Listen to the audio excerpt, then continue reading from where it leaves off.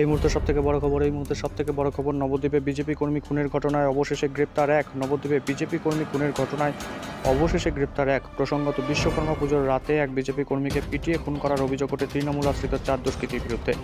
পরিবারের অভিযোগ 48 ঘন্টা পার হলেও পুলিশ কাউকে গ্রেপ্তার করতে পারেনি। এরপর গতকাল শুভেন্দু অধিকারী নবদ্বীপে এসে একের পর এক কটাক্ষ করেন পুলিশ প্রশাসন থেকে শুরু করে রাজ্যের পুলিশি ব্যবস্থাকে।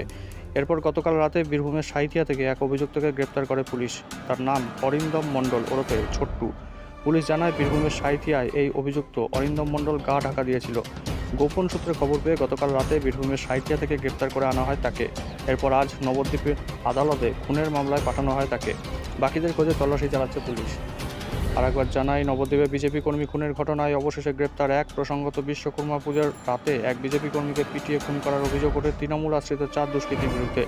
পরিবারের অভিযোগ 48 ঘন্টা পার হলেও পুলিশ কাউকে গ্রেপ্তার করতে পারেনি। এরপর গতকাল শুভেন্দু অধিকারী নবদ্বীপে এসে একের পর এক কটাক্ষ করেন পুলিশ প্রশাসন থেকে শুরু করে রাজ্যের পুলিশি ব্যবস্থাকে। এরপর গতকাল রাতে বীরভূমের সাঁইথিয়া থেকে এক অভিযুক্তকে গ্রেপ্তার করে পুলিশ। নাম অরিন্দম মণ্ডল ওরফে ছোট্টু। পুলিশ জানায় বীরভূমের সাঁইথিয়ায় ওই অভিযুক্ত অরিন্দম মণ্ডল গা ঢাকা দিয়েছিল। গোপন সূত্রে খবর পেয়ে গতকাল রাতে বীরভূমের সাঁইথিয়া থেকে গ্রেপ্তার করে আনা হয় তাকে। এরপর আজ নবদ্বীপ আদালতে খুনের মামলায় পাঠানো হয় তাকে। বাকিদের খোঁজে তল্লাশি চালাচ্ছে পুলিশ। আমরা অরিন্দম মণ্ডল বলে ইলিয়াস ছোট একজন এফআইআর নেওয়া আসামি। আমরা কদিন ধরেই তো জাস্ট আফটার মার্ডার আমরা কেস করার পরেই তদন্ত শুরু করার পরেই আমরা করেছি, কিন্তু সোর্স ইনফরমেশন এবং এরা যেহেতু লেট ইনফরমেশন ছিল যার জন্য এরা পালাতে পেরেছে ডিস্ট্রিক্টের বাইরে। তো আমরা কালকে বীরভূমের সাঁইথিয়া থেকে একে নিয়ে এসেছি। আমরা সোর্স ইনফরমেশনই ধরেছি। বাকি অভিযুক্তদের খোঁজে কি বাকি অভিযুক্তদের খোঁজে আমাদের সমস্ত রকম তল্লাশি চলছে। আবার আজকেও টিম যাবে একটা বাইরে।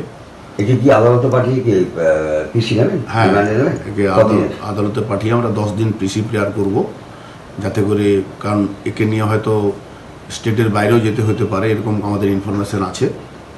যার জন্য আমরা 10 দিন প্রেয়ার করব, যাতে করে আমরা পিসি আসামিকে নিয়ে যেতে পারি। কবে ঘটনাটা হয়েছিল এবং কদিনের মাথায় আপনারা ধরলেন? দেখুন, ঘটনাটা তো আপনার বিশ্বকর্মার পরে 18 তারিখের 17 তারিখ রাতে 2টোর সময় বলেছে, ইংরেজিতে 18 তারিখ হয়।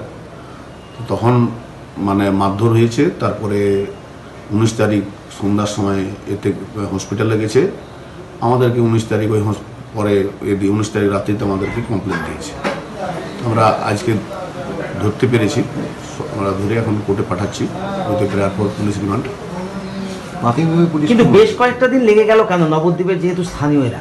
না, দেখুন, ঘটনাটা হয়েছে বেশ কয়েকদিন লাগার কারণ একটাই, যে আমরা এফআইআর কমপ্লেনটার লেট পেয়েছি, দেরি করে পেয়েছি।